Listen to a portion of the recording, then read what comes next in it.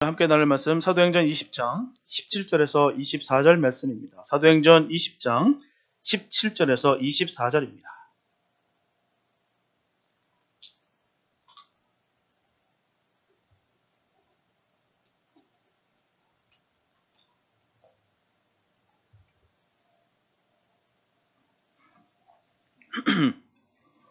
사도행전 20장 17절에서 24절 말씀입니다. 주님의 귀한 말씀 봉독해 올립니다.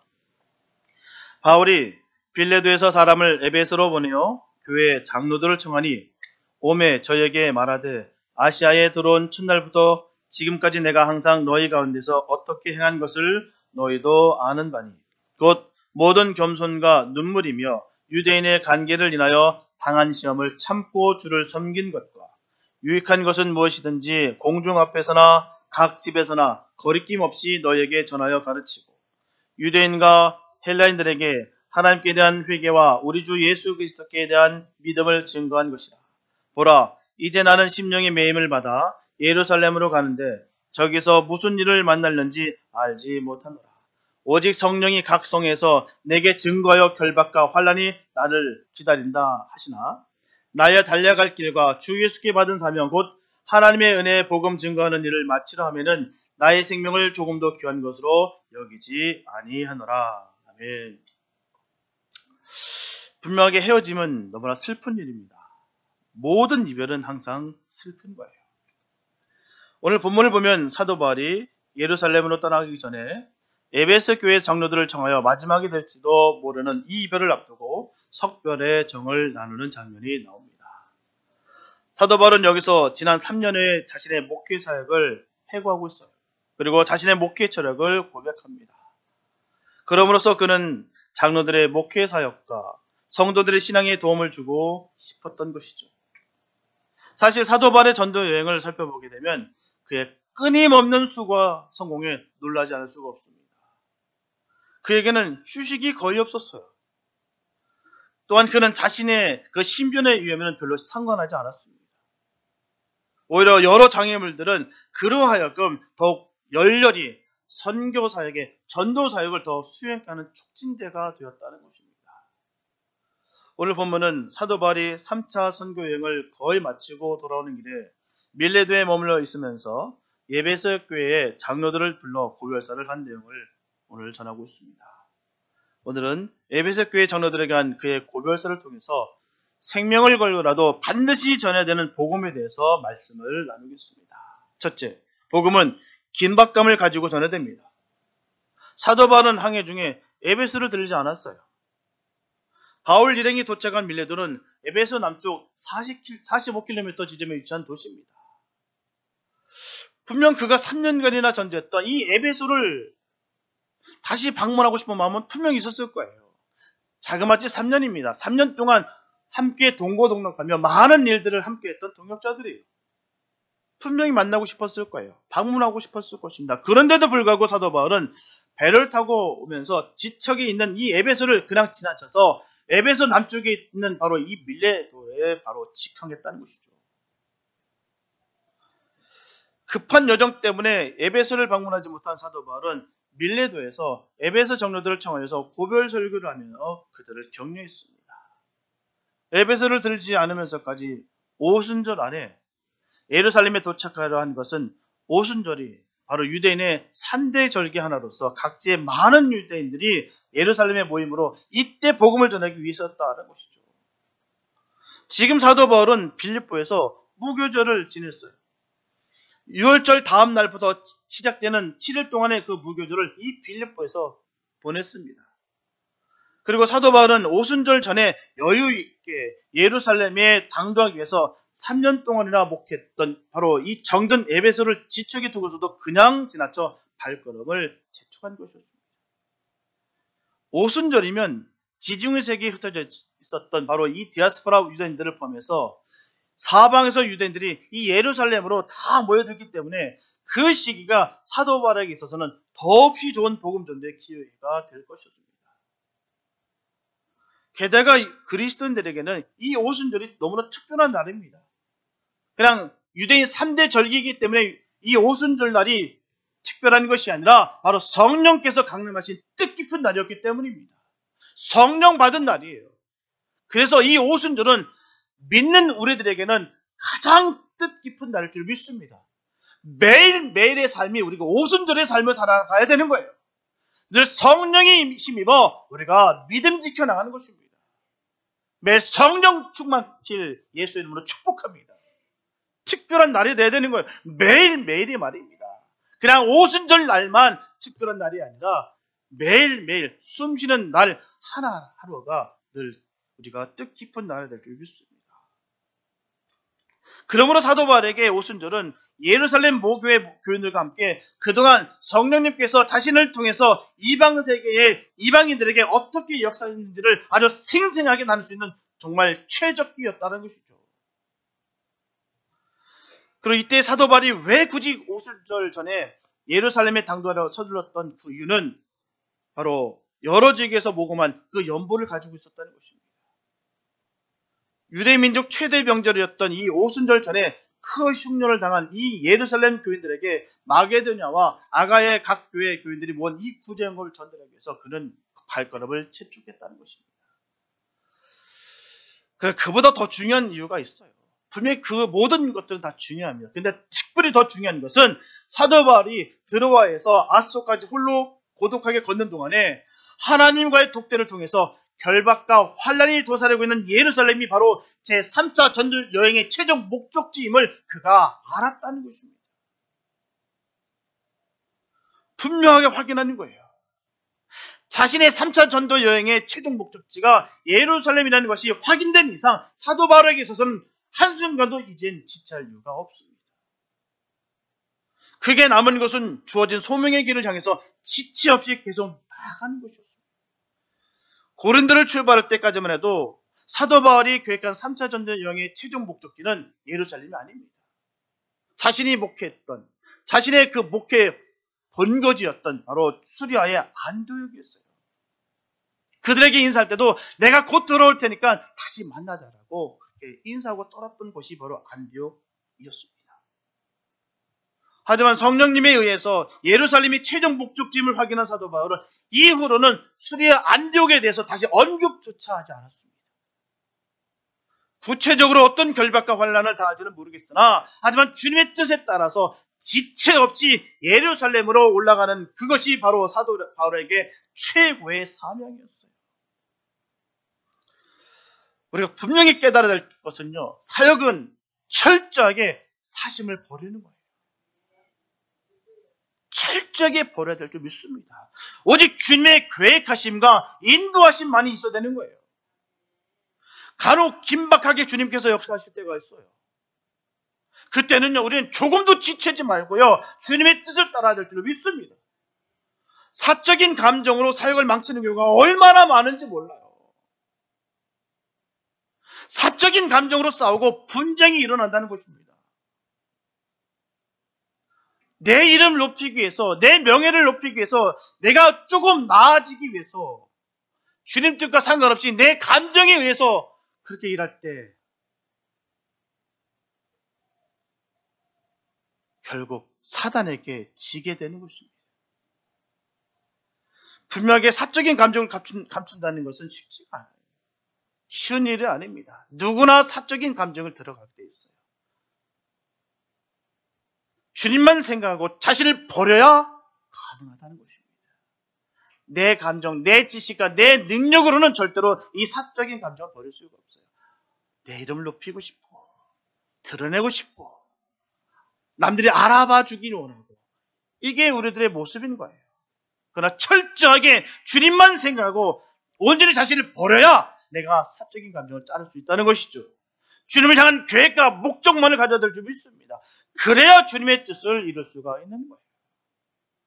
이와 같이 보다 큰 목적을 위해서 에베소 방문은 포기했지만 에베소 장로들에게 한 사도 바울의 고별 설교는 에베소 교인들에 대한 깊은 애정을 잘 나타내주고 있습니다.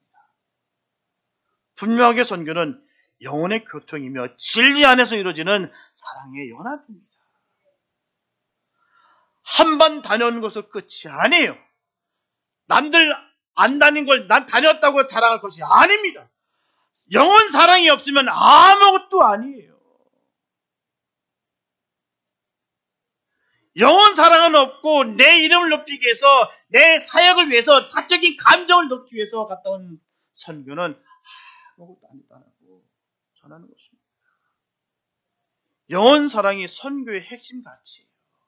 영혼 사랑하지 못하면서 하는 것은 의미 없다라고, 우리는 꽹과리라고 분명히 전하고 있습니다. 영혼 사랑은 주님의 일이고 주님을 사랑하기 때문에 가능한 것입니다. 이렇기 때문에 저렇기 때문에 무엇 때문에 핑계대는 것이 아니라 영혼 사랑하기 때문에. 왜요? 주님을 사랑하기 때문에 우리가 그렇게 하는 것입니다. 우리가 분명히 깨달아야 되는 것은 주님의 일보다 더 귀하고 더 시급한 것은 없습니다. 언제나 우선순위가 명확하게 세우시길 바랍니다. 주님의 일이 가장 우선인 거예요.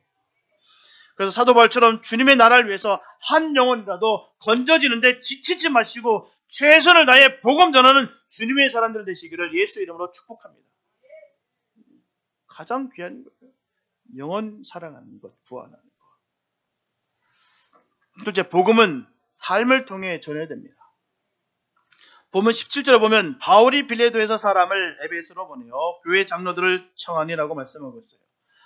사도 바울이 에베소를 지나쳐 밀레도로 직행했다고 해서 3년이나 함께 지냈던 정든 에베소의 그 그리스도인들을 아예 도외시해버리는 것이 아닙니다.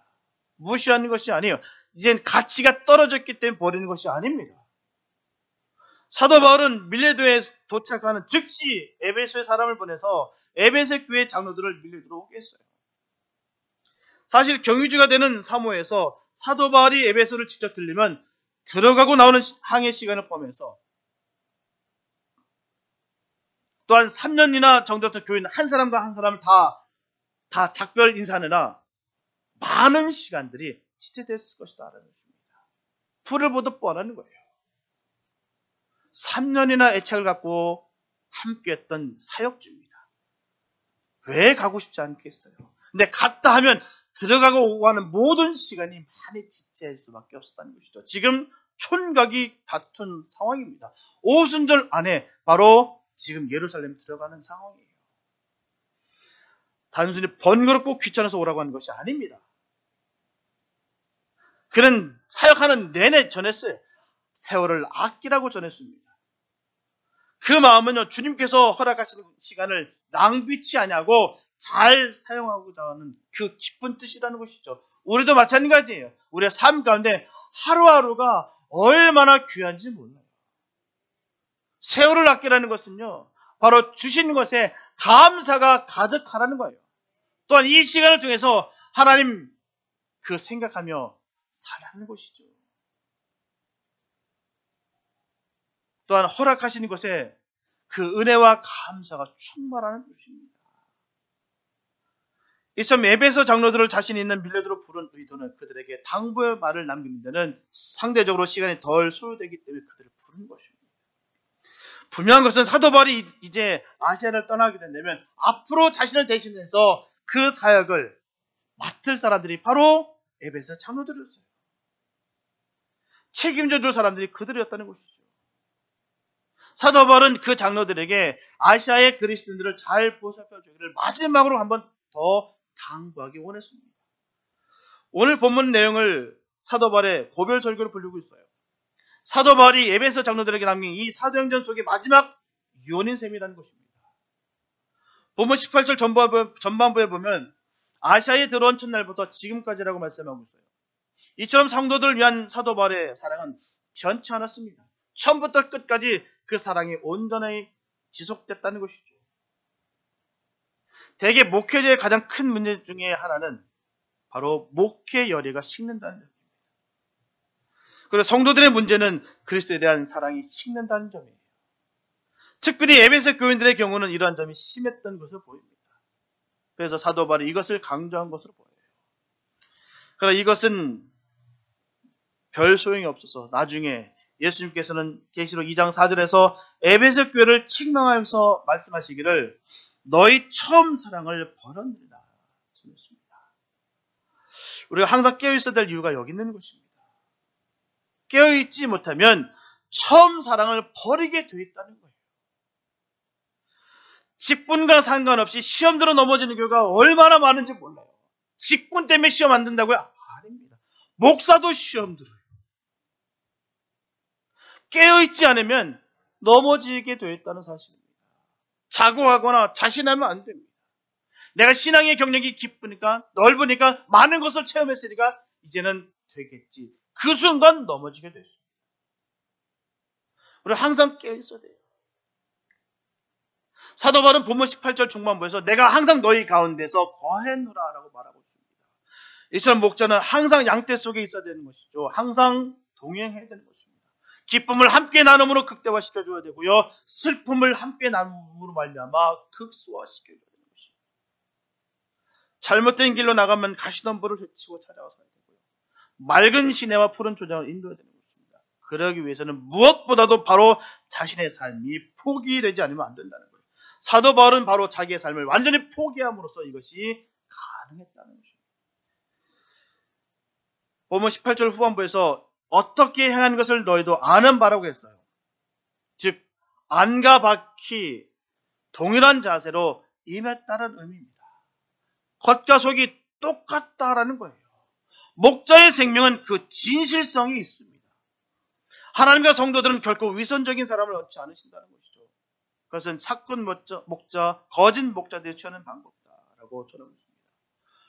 마태복음 7장 15절에 보면 거짓 선지자들을 삼가라. 양의 옷을 입고 너에게 나오나 속에는 노랗지 않은 이리라. 거짓 선지자들은 성도들에게 가까이 접근하자 한다는 거예요.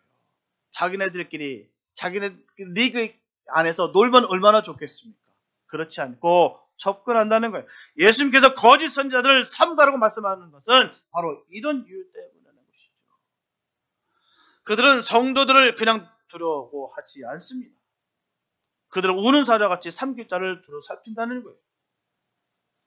문제는 단번에 그들을 분별할 수 있으면 얼마나 좋겠습니까? 만약에 분별할 수만 있다면 우리가 그들을 두려워할 필요가 없다는 것이죠.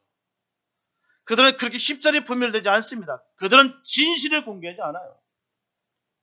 자신들의 모습을 감추고 양의 옷을 입은 채 접근한다는 거예요. 그들은 성도를 미혹하기 위해서 거짓말을 하게 되는데 이들의 맡은 대부분의 사람들에게 이들의 말은 호감을 불러일으킬 만큼 과장된 것이다. 이간하고 분쟁을 조성해서 마음을 강팍하게 만들고 주님의 사랑을 잃게 만든다는 것이죠. 틀림없습니다. 내 마음이 점점 은혜가 임하고 예수의 사랑이 생각이 나고 내가 주님 안에서 하나가 되는 것이 성령이 없어요. 그런데 점점 내가 마음에 미움이 싹트고 점점 내 마음이 딱딱하게 굳어지게 되고 헌신보다는 내가 세상을 더 그리워하는 것은 결코 성령의 없어가 아니에요. 그래서 에베소 5장 6절에서 누구든지 헛된 말로 너희를 속이지 못하게 하라고 말씀하고 있는 거예요. 진리와 비진리, 본질과 비본질을 구별할 수 있는 능력이 있어야 될 줄 믿습니다. 그러면 속지 않아요. 본질이 뭔지도 진리가 뭔지도 모르고 그러다 보니까 결국 무지하기 때문에 속는 거예요. 왜 속을까요?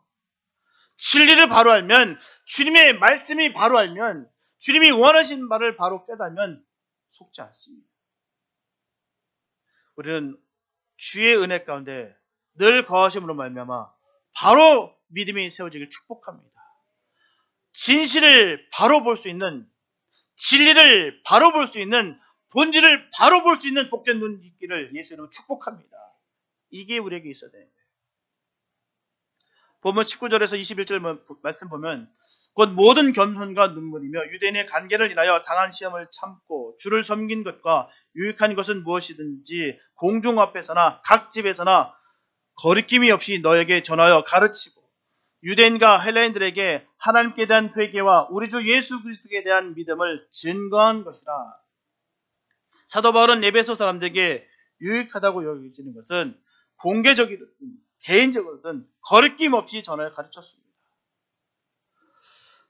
사도 바울은 그런 삶을 살았다는 것이죠. 거리낌 없이 전하여 가르쳤다는 것은요, 그로 인한 어떤 불이익이 온다 할지라도 사도 바울은 개의치 않았다는 말이에요. 이 말씀이 진리의 말씀이라고 한다면 내가 불이익을 당한다 할지라도 내가 생명을 걸고 그 복음의 말씀을 전했다는 거예요. 이런 삶이 성도의 삶일 줄 믿습니다. 내가 이익을 찾아 따라다니는 것이 아니라 말씀, 진리의 말씀을 붙잡고 나아가는 거예요. 이 말씀이 생명의 말씀인 것을 알고 내가 지키는 것입니다. 내게 오는 불이익 따위를 우리는 걱정할 이유가 없어요. 그 말씀이 전해져야 된다 하면 우리 거침없이, 거리낌 없이 그 말씀을 전하는 거예요. 왜요? 주님이 전하시길 원하시기 때문에, 주님의 말씀이기 때문에 우리는 전하는 것입니다. 에베소는 아담의 여신과 아담의 신전이 절대적인 영향력을 행사하는 그런 우상의 도시였어요. 그런 곳이 바로 에베소라는 도시였습니다. 그 에베소에서 사도 바울은 사람의 손으로 만든 것들은 신이 아니라고 아주 담대하게 호소했어요. 바로 에베소 사람들을 금속이나 돌덩이의 노예로 죽어가도록 방치해둘 수 없었기 때문이라는 것이죠. 이것은 우상의 도시 에베소에서 사도 바울이 자신의 생명을 내어놓는 일이었다는 것입니다. 목숨 걸고 복음 전한 거예요. 실제로 사도 바울은 그로 인해서 심한 곤욕을 치렀다는 것입니다. 그러나 사도 바울은 그것이 에베소 사람들을 살리는데 절대적으로 필요하고 더 유익한 일이었기 때문에 조금일지라도 거리끼거나 그 무엇일지라도 그는 개의치 않았습니다. 사실 유대인들은 선민의식에 젖어 살았습니다. 유대교는 예수님을 신성모독죄로 십자가에 못 박혀 죽인 종교 집단이었어요. 그 유대인들에게 회개하고 자신들이 못 박아 죽인 예수 그리스도를 믿으라는 것은 유대교는 말할 것도 없고요. 그들을 개개인의 신앙과 정체성마저 정면으로 부인하는 것입니다. 유대인들이 보기에는 유대인이면서도 유대교를 부정하는 저 사도 바울은 반드시 제거해야 될 사간 배교자에 지나치지 않다라고 여겼습니다. 반드시 죽여야 될 그런 인물로 봤다는 거예요. 반면에 헬라인들은 어떻습니까? 그리스 신화 속에 등장하는 모든 신들을 믿는 우상 숭배자들이었어요. 그렇듯 온갖 신들을 숭배하는 헬라인들에게 유일하신 삼위일체 하나님 한 분만을 믿으라는 것은 결코 쉬운 일이 아닙니다. 그들에게 회개하라는 것은 너희들의 신앙이 틀렸다는 말이에요. 너희들이 애쓰고 힘쓰는 그 모든 종교적인 그 모습이 멸망으로 가는 일이다. 저주받는 일이다. 그 말입니다. 그 말을 거침없이 가는 곳마다 했어요. 그러니 가는 곳마다 사도 바울을 박해하는 현지 유대인들에게 적잖은 헬라인들이 동조했던 것은 이런 연유로 일어났다는 것입니다. 유대인들이 헬라인들의 그 감성 코드를 잘 이용했어요. 봐라, 저 사람들이 네가 하는 모든 것들이 다 가짜란다. 네가 열심히 하는 게 다 저주받는 일이라는 거야. 우리가 하는 모든 것들이 저들이 우리를 죄로 여기는 거야 라고 계속해서 감정을 건듭니다. 이 방법이 누구의 방법입니까? 사단의 방법이에요. 자꾸 우리의 마음을 어지럽게 하고 우리의 마음을 그렇게 선하지 않은 악으로 물들게 한다는 사실입니다. 마음을 강팍하게 하고 딱딱하게 만들고 미워하게 만들고 증오하게 만들고 갈라서게 만들고 분쟁을 일으키는 것이 바로 사단의 방법이라는 것입니다. 하지만 사도 바울은 유대인들과 헬라인들에게 그들의 그릇된 믿음을 회개하고 십자가 예수 그리스도를 향해 돌아설 것을 담대히 촉구했습니다. 우리 또한 그런 믿음의 그런 용기가 있어야 될 줄 믿습니다. 예수 외에는 구원이 없어요. 정으로 그렇게 천국 가는 거 아닙니다. 우리는 이 사실을 반드시 전해야 돼요. 고린도전서 11장 1절에 보게 되면 내가 그리스도를 본받는 자가 된 것 같이 너희는 나를 본받는 자가 되라. 이 말씀은 사도 바울의 그 교만이 아닙니다. 나 정도 되니까 사도 된 거야. 나 정도 되니까 구원받은 거야. 그 말을 전하는 것이 아닙니다. 그는 오직 예수밖에 없었어요. 뭐든지 예수입니다. 예수. 그러니 오직 예수만 믿고 의지하라는 거예요. 내가 예수만 바라봤으니 너희들도 당신들도 예수만 바라봐라. 그 뜻입니다. 예수 닮기를 간절히 소망하라는 거예요. 사도 바울은 주님을 아는 것으로 그치지 않고 주님께서 이 땅에서 보여주셨던 주님의 삶을 본받아 그는 살았다는 것입니다. 2차 전도 여행 중에 고린도에서 1년 6개월 동안 처했던 사도 바울이 그곳에서 주님을 본받는 삶을 살았음을 분명히 증언하는 것입니다. 그래서 사도 바울은 고린도 교인들에게도 자신이 주님을 본받아 사는 것을 보고 겪어 아는 대로 여러분도 그렇게 살라라고 권면하고 있는 거예요.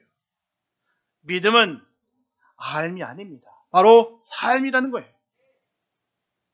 지식적으로 아는 것을 믿음으로 착각하면 큰일 납니다. 너무너무 무서워요. 왜요? 믿음이 아니기 때문이라는 것이죠. 주님을 믿어야 구원입니다. 지식적으로 아는 것은 믿음이 아니에요. 많은 사람들이 그렇게 착각하고 있어요. 내가 주님을 아니까 나는 믿는다라고 여깁니다. 아니에요. 불신자들도 주님을 알고 있다는 사실을 꼭 기억하시기 바랍니다. 절대 잊어서는 안 돼요. 얼마나 다 아는데 예수 모르는 사람이 어디 있습니까? 크리스마스 때면 더 난립니다. 믿지도 않으면서. 모르는 바가 아니에요. 다 알아요. 예수님께서 우리의 구주가 되시고 주님의 말씀이 생명의 말씀으로 여겨지고 주님의 은혜로 살고 있다는 것을 인정하고 살아가는 것이 바로 주님을 믿는 것입니다. 아는 것이 믿는 것 아니에요. 안다고 착각하고 있다가 그냥 그 모습이 어찌 될까 심히 두렵습니다. 분명하게 믿음은 믿어지는 것이 진정한 믿음이에요. 이 말씀이 믿어지는 것이 믿음이라는 것이죠. 그게 은혜입니다. 오늘 본문에서도 사도 바울은 어떻게 행한 것을 너희도 아는 바라고 전하는 거예요. 분명하게 주님의 증인으로 살아간다는 것은 그만큼 확신이 있어야 가능합니다. 확신이 없으면 주님의 증인으로 살아갈 수 없어요. 확신도 없는데 무슨 증인으로 살 수가 있겠습니까? 에베소의 장로들은 그 사도 바울과 3년 동안 함께 지내면서 삶의 체험을 통해 온갖 시련과 도전 속에서도 사도 바울이 주님을 어떻게 섬겼는지, 주님의 증인으로 어떻게 살아왔는지 보고 겪고 잘 알고 있었다는 것입니다. 아무리 핍박을 받는다 할지라도 그 마음속에 미움이 없고 아무리 어렵고 척조하고 그게 없는 형편에서도 부족하고 불평하는 것이 아니라 그 가운데서도 감사가 넘쳤던 그 사도 바울의 모습을 그들은 알고 있었다는 것입니다. 그래서 사도 바울은 에베소 장로들에게 고별 설교를 시작하면서 내가 어떻게 살아왔는지 여러분도 다 알고 있다고 그 사실을 그대로 상기시켜 준 거예요. 여러분 나를 보고 겪어하는 것으로 그치지 말고 나를 보고 겪어하는 대로 여러분도 이제부터는 그대로 살라라는 것입니다. 분명한 것은 삶이 따르지 않는 복음은 절대로 있을 수가 없어요. 아무리 근사하고 번듯하게 복음을 전한다 할지라도 거짓되고 음란하고 폭력적이라면 절대로 복음이 될 수가 없습니다. 오늘 본문에서 자신의 삶을 통해 복음을 전했던 사도 바울처럼 저와 여러분들도 삶을 통해 주님의 사랑을 전하고 생명을 전하시길 축복합니다. 삶보다 더 확실한 증거도 없어요. 말씀 따로 삶 따로가 아니에요. 말씀과 삶이 연결이 되어야 될 줄 믿습니다. 변화된 삶이 증거예요. 저 사람이 예전은 저렇지 않았는데 예수 만나고 나서 저렇게 변했네. 이게 삶의 증거라는 것이죠. 분명히 이 포인트에 저 사람 넘어가야 되는 게 맞는데 시리에 빠져야 되는 게 맞는데 신속해야 되는 게 맞는데 기쁨이 넘치네. 해결된 게 없는데도 불구하고 저 사람은 부족함이 없네. 이게 바로 변화된 삶의 증거고 바로 주님의 증인된 삶의 모습인 것입니다. 우리 함께 신앙생활하면서 누가 어떤 성도인지 다 알고 있어요. 서로가 서로를 너무나 잘 알고 있습니다. 크게 어쩌면 문제일 수도 있어요. 너무 잘 알아요. 삶의 모습을 통해서 그대로 드러나기 때문이라는 것이죠. 우리는 그 모습 속에서 예수님의 모습이 드러나야 되는 것입니다. 변화되시기를 축복합니다. 예수를 만났다면 예수 만난 증거가 된 삶을 사시기를 축복합니다. 예수 만났다고 하면서 삶의 모습은 아직도 세상의 모습이 그대로 있는 것, 부끄러운 것을 깨닫고 우리가 철저하게 주님 품으로 가시기를 축복합니다. 주님 만나면 변화돼야 돼요. 주님으로 인하여 우리가 변화돼야 될 줄 믿습니다. 저와 여러분들은 주님께 인정받고 사람들로 하여금 본이 되는 삶이 되시기를 예수님의 이름으로 축복합니다. 셋째, 복음은 생명을 걸 가치가 충분합니다. 본문 22절에 보면 보라 이제 나는 심령의 매임을 받아 예루살렘으로 가는데 저기서 무슨 일을 만났는지 알지 못하노라. 여기서 심령의 매임을 받았다함을 성령에 의하여 사로잡혀 있다는 것을 뜻하는 거예요. 다메섹 회심 사건 이후로 사도 바울은 성령에 의해서 지배되는 삶을 살았습니다. 성령께서 가라면 갔고요. 성령께서 멈추라면 멈췄습니다. 가지 말라면 가지 않았어요. 이번에 예루살렘 방문도 성령에 의해서 환난당할 것을 분명히 알고 있는데도 불구하고 역시 성령님의 지시에 따라서 예루살렘에 가지 않을 수가 없었습니다. 뿐만 아니라 그는 말하는 것도 자기 말을 하지 아니하고 성령께서 가르치는 것으로 한다고 했어요. 갈라디아서 2장 20절에서 그는 그의 삶을 이렇게 고백합니다. 내가 그리스도와 함께 십자가에 못 박혔나니 그런즉 이제는 내가 산 것이 아니요 내 안에 그리스도께서 사신 것이라. 이처럼 그의 삶은 그리스도 안에 의한 삶이었으며 성령에 의한 삶이었습니다.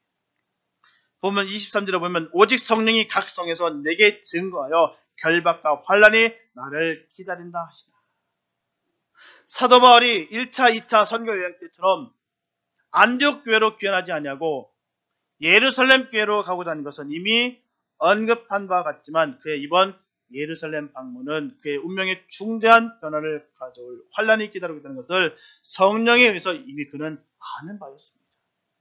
내가 예루살렘에 가면 반드시 결박받을 것이다. 거기서 내가 죽임을 당할 그런 몸이 될 것이다. 모르는 바가 아닙니다. 그는 알고 가는 거예요. 이는 실제로 가이사랴에 이르렀을 때도요. 선지자 아가버의 예언로 다시 그 뜻이 전해집니다. 그런데도 불구하고 그는 예루살렘 방문을 기피하지 않았습니다. 도망치지 않았다는 거예요. 왜냐하면 성령께서 그것을 원하고 계셨기 때문입니다. 그리고 사도 바울은 무조건적으로 이 지시에 순종함으로써 결국 그를 로마 선교사로 보내시라는 하나님의 놀라운 그 계획 안에 그가 들어선 것입니다. 본문 24절에 보면 나의 달려갈 길과 주 예수께 받은 사명 곧 하나님의 은혜의 복음 증거하는 일을 마치려 하면은 나의 생명을 조금도 귀한 것으로 여기지 아니하노라. 그는 그가 주님으로부터 받은 복음 증거의 사명, 즉 선교 사명을 수행하는 일을 바로 운동선수가 경기장에서 달리는 열심을 가지고 있다는 것을 말했어요. 비유를 통해서 전했습니다. 사실 그의 삶을 살펴보면 그의 말대로 모든 지식, 모든 시간, 모든 정열을 선교 사명에 다 쏟아부었습니다. 그래서 복음 선교를 위해서 전력 투구한 거예요. 그는 그의 인생은 걸어가는 인생이 아니라 바로 달려가는 인생이었다는 거예요. 우리가 산책하거나 걸어갈 때 보면 주변의 풍경을 감상할 수 있습니다. 만약 갈 때 주변을 돌아보면 어떻게 될까요? 넘어지게 되어 있습니다. 그 속도에 못 이겨 발을 헛디뎌 넘어지게 되었다는 것이죠. 뿐만 아니라 경기 도중이라면 최선을 다해 전력 질주를 해야 좋은 성적을 얻을 수가 있다는 것입니다. 온 정신이 결승 지점에 정신이 집중되어 있어야 된다는 것입니다. 오로지 그곳만을 바라보면서 달리는 것입니다. 이게 달리는 인생의 삶의 모습입니다. 그래서 고백합니다. 나의 생명을 조금도 귀한 것으로 여기지 아니하노라. 이처럼 생명조차 귀한 것으로 여기지 않는다는 것은요. 나머지 것을 언급할 필요도 없다는 거예요. 생명보다 귀한 것이 어디 있습니까? 내 손에 다 엉켜졌다 할지라도 생명 잃어버리면 아무 소용없어요.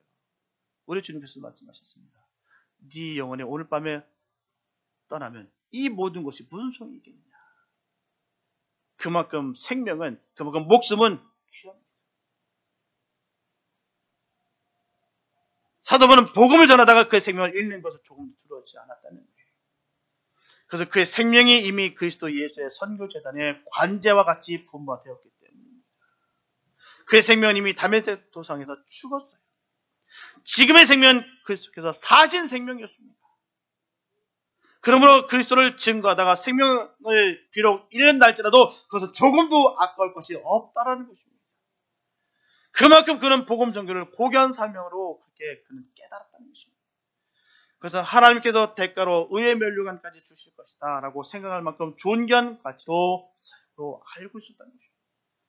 그렇기 때문에 성경은 복음 선교는 천사까지도 흠모하는 사역이라 기록된 거예요. 사랑하는 성도 여러분, 예수께 받은 사명은 오직 성령의 매임받아 불타는 선교 일정으로 어떤 위험과 환난과 역경이 있다 할지라도 사명 감당하는 것입니다. 예수께 받은 사명, 복음 전도에 마음과 힘을 다하심으로 말미암아 장차 영광스러운 의의 명령을 받을 수 있는 그런 복된 성도 되시기를 축복합니다. 사도바울같이 저와 여러분들의 생명의 주인이신 예수님을 똑바로 만나고 그 주님 앞에 벌거벗은 듯 서 있는 우리 자신이 누구인지 깨달아야 될 줄로 믿습니다. 자신의 진정한 모습을 보지 못하면 우리들을 구원해 주신 생명의 은인이신 하나님을 바로 알 수 없기 때문이에요. 우리가 어떤 존재인 것을 버려서 영원히 멸망방 가운데 밖에 있을 수밖에 없던 우리를 주님께서 찾아주셔서 우리를 찾아내 주셔서 우리를 자녀 삼아 주셨다는 게 얼마나 감사한지요. 참 우리 주님 생각할 때마다 어찌할 바 모릅니다. 참 어찌 보면 세상적인 표현은 어리석은 것 아니겠습니까? 그 잃어버린 그 영혼 찾기 위해서 아들을 주시기까지 했어요. 우리는 이 사실에 대해서 분명한 그 믿음이 있기를 축복합니다. 이 사실을 잃어버리기 때문에 우리가 늘 넘어지고 쓰러지고 내 마음속에 교만이 싹트는 것이고 자고하고 자만하는 것이에요. 주님 앞에 늘 벌거벗은 듯 사시길 축복합니다. 아무것도 아닌 존재를 건져내 주시고 나를 찾아주셔서 자녀 삼아주신 것에 늘 감사가 있는 복된 삶 되시길 축복합니다. 결코 이러셔서는 안 됩니다. 주님이 우리를 어떻게 사랑하셨으며 어떤 그 희생을 당하셨는지를 우리가 분명히 알아야 됩니다. 가슴으로 깨닫게 되면요, 하나님의 그 고귀한 사랑을 이웃들에게 전하지 않을 수가 없어요. 이 복음을 전하지 않을 수가 없습니다. 견딜 수가 없습니다. 이 사실을 알기 때문에 나를 찾아주셔서 그 꼭꼭 숨어져 있었던, 아니 저 버려져 있었던 그 인생을 찾아봐 주셔서 우리를 건져주셨으니 얼마나 감사가 넘치지요. 그 은혜가 날마다 샘솟길 바랍니다. 늘 기도할 때마다, 내가 말씀을 읽을 때마다, 내가 삶 가운데 있을 때 그 주님의 온전히 그 사랑을 느끼시길 축복합니다. 흘러 넘치시길 바랍니다. 이 감격이 늘 넘치시길 바랍니다. 이 믿음을 가진 사람들을 어느 누구도 이길 수가 없어요. 아무리 극한 상황 속에 처했다 할지라도 넘어지지 않습니다. 왜요? 주님 때문에. 그 놀라우신 그 사랑이 임하시길 축복합니다. 그래서 선교와 전도는 단순한 교회 행사가 아니에요. 죽어가는 불쌍한 생명을 건지는 고귀한 생명의 운동인 것입니다. 한 생명일지라도 주님께 인도하여 우리 하나님을 기쁘시게 드리는 복 있는 성도들 되시길 바랍니다. 그래서 장차 우리 모두 주님 앞에 서게 될 때 자신의 사명을 다 완수하여 주님 앞에서 잘했다 칭찬받는 사명자가 되시기를 예수님의 이름으로 축원합니다. 기도합니다. 사랑해 주님 감사합니다. 아버지, 우리의 달려갈 길을 달려갈 수 있는 우리가 되게 하여 주시옵소서. 달리게 하여 주시옵소서. 주변을 살피다 보니까 우리가 넘어지고 쓰러지고 우리의 부끄러운 모습이 드러납니다. 하나님, 우리의 강박하고 천박한 이 마음을 부서뜨려 주시고 예수의 보혈의 피로 말미암아 변화되게 하여 주시옵소서.